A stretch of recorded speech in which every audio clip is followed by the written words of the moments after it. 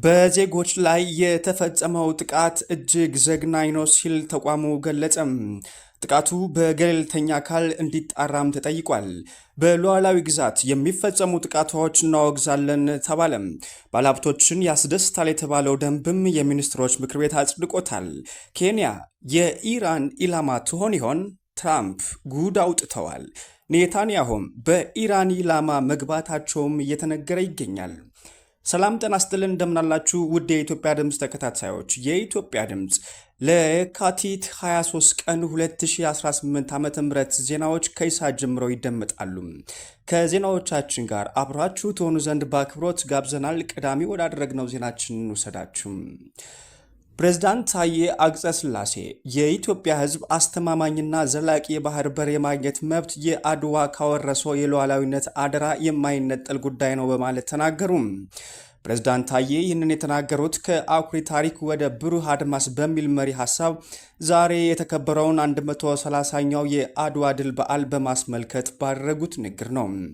ፕሬዝዳንት ታዬም በአድዋ ድል ማግስት የኢትዮጵያ ዲፕሎማሲ ትግል አንደኛው ማጠንጠኛ አገሪቱ ከውጭው ዓለም የምትገኝበትን የባህር በርና የወደብ ባለቤትነት የማረጋገጥ ጉዳይ ነው ብለዋል። የኢትዮጵያ ሕዝብ አድዋ ላይ ያገኘው ወታደራዊ ድል ዛሬ በኢኮኖሚያዊና በጂኦፖለቲካ ድል ካልታጀበም ትርጉሙ ምሉህ እንደማይሆን ፕሬዝዳንቱ ገልጸዋል። ፕሬዝዳንት ታዬም የባህር በር ጥያቄን የታሪክና የፍትህ ጥያቄ እንደዚሁም የትውልድ ህልውና ጉዳይ አድርጎ መረዳት አስፈላጊ መሆኑንም ጠቁመዋል። ጠቅላይ ሚኒስትር አብይ አህመድ በኩዌት ሉዓላዊ ግዛትና የአየር ክልል ላይ የሚፈጸሙ ጥቃቶችን በጽኑ ማውገዛቸው የኩዌት ዜና ወኪሎች ዘገቡ። አብይ ይህንን የገለጡት ኢራን በኩዌት ላይ የፈጸመችውን ጥቃት ተከትሎም ከኩዌት ልዑል አልጋ ወራሽ ሼክ ሳባህ ካሊድ ጋራ በስልክ ባደረጉት ቆይታ መሆኑም ተነግሯል። አብይ በኩዌት ላይ የተፈጸመው ጥቃት የዓለም አቀፍ ሕግና የተባበሩት መንግስታት ድርጅትን ቻርተር የሚጥስ ነው ማለታቸው ያመላከተው ዘገባውም በኩዌት ዜጎችና ተቋማት ላይ የሚደርስ ጥቃት ተቀባይነት እንደሌለው በመግለጽ ማውገዛቸውን ገልጠዋል። የኩዌት መንግስት የአገሪቱን ሉዓላዊነት መረጋጋትና ደህንነት ለመጠበቅ በሚወሰደው ማንኛውም እርምጃም የኢትዮጵያ ድጋፏን እንደምትሰጥ አብይ ማረጋገጣቸውም ተነግሯል። የሚኒስትሮች ምክር ቤት ባለሀብቶችን ያስደስታል የተባለውን ደንብ አጸደቀ። የኢትዮጵያ ሚኒስትሮች ምክር ቤት ለባለሀብቶች ካሳ ለመክፈል ግዴታ የሚገባበትን ሁኔታ ለመወሰን የተዘጋጀን ደንብ አጽድቋል። ደንቡ ባለሀብቶች የሀገሪቱን የኢኮኖሚ እድገት ሊያፋጥኑ በሚችሉ ትላልቅ ፕሮጀክቶችና ቅድሚያ በሚሰጧቸው የኢኮኖሚ ዘርፎች ላይ እንዲሰማሩ ምቹ ሁኔታዎች መፍጠር እንዲያስችል የተዘጋጀ መሆኑን ምክር ቤቱ ገልጧል። ደንቡ በነጋሪት ጋዜጣ ከወጣበት ቀን ጀምሮም ተግባራዊ እንደሚሆን ምክር ቤቱ ውሳኔ አሳልፏል። የኢትዮጵያ የሃይማኖት ተቋማት ጉባኤ በአርሲ ዞን በንጹሐን ላይ የተፈጸመው ግድያ ሃይማኖታዊ፣ ኢሰብአዊና እጅግ ዘግናኝ ነው በማለት አወገዘም። ጉባኤው የኢትዮጵያ ኦርቶዶክስ ተዋሕዶ ቤተክርስቲያን ሲኖዶስ ካወጣው መግለጫ በጥቃቱ 21 ንጹሐን መገደላቸውና በርካቶች በታጣቂዎች ታግተው መወሰዳቸውን መረዳቱን ባወጣው መግለጫ ጠቅሷል። ጉባኤው ንጹሐን ዜጎችን በመግደል ንብረት በማቃጠል የሚሳካ ምንም አይነት ኢላማ አይኖርም ብሏል። መንግስት የድርጊቱን ፈጻሚ አካላት ተከታትሎ ለፍርድ እንዲያቀርብና በሌሎች ንጹሐን ላይ ተመሳሳይ ጥቃት በድጋሚ እንዳይፈጸም በቂ ጥበቃ እንዲያደርግም ጥሪውን አቅርቧል። በተመሳሳይ በአርሲ ዞን ሸርካ ወረዳ በኦርቶዶክስ እምነት ተከታዮች ላይ ዳግም የተፈጸመውን ግድያ አስመልክቶ የኦሮሞ ፌዴራሊስት ኮንግረስ አባሉ ጆሃር መሐመድ ባወጣው መግለጫም ድርጊቱን በጽኑ አውግዟል። ግድያው እጅግ አሳዛኝ መሆኑን የጠቀሰው ጆሃር ማውገዝ ብቻው በቂ ባለመሆኑ ጉዳዩ በጥልቀት ተመርምሮ ወንጀለኞች ለሕግ ሊቀርቡ እንደሚገባና ለሕዝቡም አስፈላጊው የደህንነት ጥበቃ ሊደረግለት እንደሚገባ አሳስበዋል። ጆሃር ቀደም ሲል በአካባቢው ተከስቶ የነበረው ግድያ ላይ የኢትዮጵያ የሃይማኖት ተቋማት ጉባኤ ያቀረበውን ሪፖርት አወዛጋቢ ሲልም ጠርቶታል። በወቅቱ ጉባኤው ግድያው ሃይማኖት ተኮር እንዳልነበረ፣ ጉዳዮቹም ማንነታቸው ያልታወቀ ታጣቂዎች መሆናቸውን ገልጾ ነበረ። ጆሃር አሁኑኑ ግድያ አስመልክቶ የአሁኑስ ግድያ ሃይማኖት ተኮር ነው ወይስ አይደለም? የእነዚህ ገዳዮች ማንነት ማወቅ ለምን አዳጋች ሆነ? የሚሉም ጥያቄዎች ሰንዝሯል። የኢትዮጵያ ድምፅን እያደመጣችሁ ትገኛላችሁ አድማጮቻችን። ከውጭ መገናኛ ብዙሃን ወደ ተሰሙ ዜናዎቻችን አልፈናል። ኬንያ የኢራን ኢላማ ልትሆን እንደምትችል እየተነገረ ይገኛል። በዚህ መሃል ግን ኢራን ኬንያን ኢላማ አታደርግም ሲሉም አምባሳደሩ ማረጋገጫም ሰጥቷል። በኬንያ የኢራን አምባሳደር የሆኑት አሊ ጉላምፑር በመካከለኛው ምስራቅ እየተከሰተ ባለው ውጥረት ሳቢያም ኢራን ኬንያ ኢላማ የማድረግ ምንም አይነት ፍላጎት እንደሌላት ለኬንያውያን ማረጋገጫ ሰጥተዋል። አምባሳደሩ በቅርቡ በነበራቸው ቆይታ እንደገለጹትም የኢራን የሚሳኤል አቅም ውስን በመሆኑም የኬንያ ግዛት ሊደርስ አይችልም ብለዋል። አክለውም ኬንያ ኢራን እንደ ሕጋዊ ኢላማ ልትመለከተው የምትችለው ምንም አይነት የአሜሪካ ወታደራዊ ተቋም እንደማታስተናግድም አረጋግጠዋል። ትራምፕ ጉድ አውጥተዋል። አሊ ካሜኒን ሊተኩ የሚችሉ እጩዎችን በመጀመሪያው ዙር ጨርሰናቸዋል ሲሉም ፕሬዝዳንቱ ተናግረዋል። የአሜሪካው ፕሬዝዳንት ዶናልድ ትራምፕ ከኤቢሲ ኒውስ ጋር ባደረጉት አስገራሚ ቃለ ምልልስም የኢራኑን ጠቅላይ መሪ አያቶላህ አሊ ካሜኒን ሊተኩ ይችላሉ ተብለው የሚታሰቡ በርካታ እጩዎች በመጀመሪያ ዙር ጥቃት መገደላቸውን ይፋ አድርገዋል። ፕሬዝዳንቱ አብዛኛዎቹን እጩዎች በማስወገድ ረገድ ውጤታማ ነበርን ሲሉም የተናገሩም ሲሆን ይህም በኢራን ከፍተኛ አመራር ላይ የደረሰውን መዋቅራዊ መፈራረስ የሚያሳይ መሆኑን ገልጸዋል። ይህ ሁኔታ በኢራን የስልጣን ሽግግር ላይ ከፍተኛ ቀውስ ሊፈጥር እንደሚችልም ተገምቷል። የአሜሪካ ማዕከላዊ ሕዝብ በአይሁድ የኢራን አጸፋ ጥቃት 3 አሜሪካውያን ወታደሮች መገደላቸውና 5 ደግሞ መቁሰላቸውን አረጋግጧል። ይህ ክስተት በመካከለኛው ምስራቅ ያለውን ጦርነት ወደማይመለስ ምዕራፍ ሊያሻግረው እንደሚችልም የፖለቲካ ተንታኞች ስጋታቸውን እየገለጹም ይገኛሉ። የኢራን አብዮታዊ ዘብም ቁልፍ የእስራኤል አመራሮች ኢላማ ማድረጉም እየተነገረ ይገኛል። የኢራን አብዮታዊ ዘብ ኃይል እሁድ መጋቢት 2 ቀን ባወጣው መግለጫ ሰሞኑን የሰነዘረው ሚሳኤል ጥቃት ዓላማ ቁልፍ የእስራኤል አመራሮችና ወታደራዊ ቦታዎች ኢላማ ያደረገ መሆኑን አሳውቀዋል። ዘቡ በመግለጫው እንደገለጸውም ጥቃቱ የእስራኤል ጠቅላይ ሚኒስትር ቤንያሚን ኔታንያሁን ቢሮና የእስራኤል አየር ኃይል አዛዥ ዋና መስሪያ ቤት ላይ ያተኮረ ነበረም ብሏል።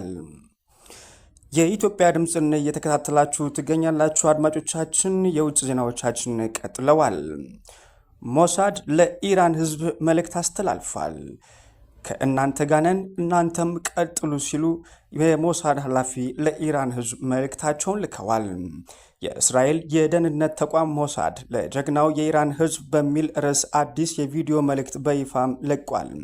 በቪዲዮው ላይ የሚታየው የጊዜ መቁጠሪያ አሻዋ ወይም ሳንድ ክሎክ የኢራን መንግስት አመራሮች ጊዜ እያበቃ መሆኑን የሚያመላክት ሲሆን የደህንነት ተቋሙ ከመልእክቱ ጋር እኛ ከእናንተ ጋርን የሚል አጋርነቱን የሚገልጽ ጽሑፍም አያይዟል።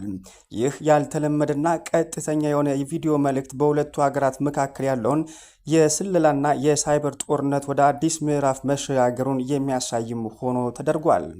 በተለቀቀው ቪዲዮ ላይም ሞሳድ የኢራን ሕዝብ ትብብሩን እንዲቀጥል ጥሪ የሚያቀርብም ሲሆን በርካታ የገዢው ስርዓት ከፍተኛ ባለስልጣናት መወገዳቸውንም ገልጿል። ቀሪዎቹ አመራሮችም በከፍተኛ ድንጋጤና ሽብር ውስጥ እንደሚገኙና አንዳንዶችም ከሀገር እየሸሹ መሆኑን የቪዲዮ መልእክት ያክላል።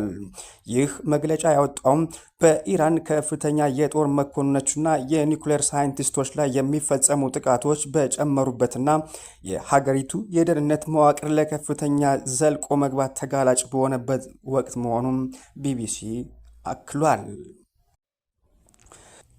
ቀድሜ ገደልኩት። ትራምፕ በአያቶላ ካሜኒ ላይ ስለተወሰደው እርምጃ አስገራሚ መግለጫ ሰጡም። ፕሬዝዳንት ዶናልድ ትራምፕ እሁድ ዕለት ከኤቢሲ ኒውስ ጋር ባደረጉት ቃለ ምልልስ የኢራኑ ከፍተኛ መሪ አያቶላህ አልካሜኒ በእሳቸው ላይ ሌላ የግድያ ሙከራ ከማድረጋቸው በፊት የአሜሪካ ጦር ቀድሞ እርምጃ መውሰዱን ገልጸዋል። ትራምፕ ሲናገሩም እሱ እኔን ከመግደሉ በፊት እኔ ቀደምኩት፣ እኔ ላይ 2 ጊዜ ሞክረው ነበረ፣ አሁን ግን ቀድሜያቸዋለሁ በማለት በኢራን መሪዎች ላይ የተወሰደውን ወታደራዊ ጥቃት አረጋግጠዋል። ይህ መግለጫ የወጣውም በአሜሪካና በኢራን መካከል ያለው ወታደራዊ ውጥረት በከፍተኛ ሁኔታ በናረበትና ዋሽንግተን በቴህራን ላይ የምታደርገውን የአየር ጥቃት ባጠናከረችበት ወቅት ነው። እንደ ፍትህ ሚኒስቴር መረጃ የኢራን እስላማዊ አብዮታዊ ዘብ ቡድን እንደ አውሮፓውያን አቆጣጠር በ2020 ለተገደሉት ጀነራል ቃሲም ሱሌማኒ በቀል ለመውሰድ በወቅቱም የፕሬዝዳንትነት እጩ የነበሩትን ትራምፕን ለመግደል ሙከራዎች ሲያደርጉ ቆይቷል። ፌዴራል አቃቤ ሕጎች እንደገለጹትም የኢራን ቅጥረኞች በአሜሪካ ምድር ጥቃት ለመፈጸም ቢሞክሩም በኤፍቢአይ ምስጢራዊ ክወና አማካኝነትም ሴራቸው ሊከሽፍ ችሏል ተብሏል። ኢራን እነዚህን ክሶች በተደጋጋሚ ብታስተባብልም የአሁኑ ጥቃት ግን ለዚህ የግድያ ሙከራዎች የተሰጠ ቀጥተኛ ምላሽ መሆኑንም ትራምፕ አመላክተዋል። በመጨረሻም ፕሬዝዳንት ትራምፕ በቅርቡ የተፈጸመው የአየር ጥቃት የኢራንን የአመራር መዋቅር ሙሉ በሙሉ ማናጋቱንም ገልጸዋል። የሆርሙዝ ወሽመጥ መዘዝ የግብፅን ጉሮሮ ይዘጋል ተባለ። የግብፁ ፕሬዝዳንት አብዱልፈታህ አልሲሲ በዓለም አቀፉ የንግድና የነዳጅ መስመር የሆርሙዝ የባህር ወሽመጥ ወይም ስትሬት ኦፍ ሆርሙዝ ላይ ሊፈጠር የሚችል ማንኛውም መስተጓጎል በግብፅ ኢኮኖሚ ላይ ከባድ አደጋ እንደሚጋርጥ አስጠነቀቁም። ፕሬዝዳንቱ ይህንን መልእክት ያስተላለፉትም የ10ኛው የረመዳን የድል በዓል ምክንያት በማድረግ የሀገሪቱ የጦር ኃይሎች ባዘጋጁት ዓመታዊ የኢፍጣር መርሃ ግብር ላይ ባደረጉት ንግግር ነው። የሆርሙዝ ወሽመጥ ለዓለም አቀፍ የኃይል አቅርቦት ወሳኝ መተላለፊያ መሆኑን የገለጹት ፕሬዝዳንቱ የመስመሩ መዘጋት የነዳጅ ዋጋን ሰማይ በማድረስም በዓለም አቀፍ ደረጃ የዋጋ ንረት እንደሚቀሰቅስም ገልጸዋል። ለግብፅ የውጭ ምንዛሬ ዋነኛ የጀርባ አጥንት የሆነው ስዊስ ካናልም ከንግድ ፍሰት መቆራረጥ ጋር ተያይዞ ከፍተኛ የገቢ ቅናሽ ሊገጥመው እንደሚችልም ተናግረዋል። የነዳጅ ዋጋ መጨመር በግብፅ የኢኮኖሚ ውስጥም እንቅስቃሴ ተጨማሪ ጫና በመፍጠር የዜጎችን የመግዛት አቅም ሊፈትን እንደሚችልም ጠቁመዋል። ግብፅ ከቀጠናዊና ከዓለም አቀፋዊ የደህንነት ስጋቶች ጋር ተያይዞ የሚመጡ ኢኮኖሚያዊ ትንኮሳዎችን በንቃት መከታተልና መመከት እንዳለባት ጥሪያቸውንም አቅርበዋል። በመጨረሻም ሩሲያና የተባበሩት አረብ ኤምሬትሶች የተኩስ አቁም እንዲደረግ ጥሪ አቀረቡም። ሁለቱ ሀገራት አሜሪካና እስራኤል ከኢራን ጋር በፈጠሩት ግጭት የተኩስ አቁም እንዲያደርጉም ጥሪ አቅርበዋል።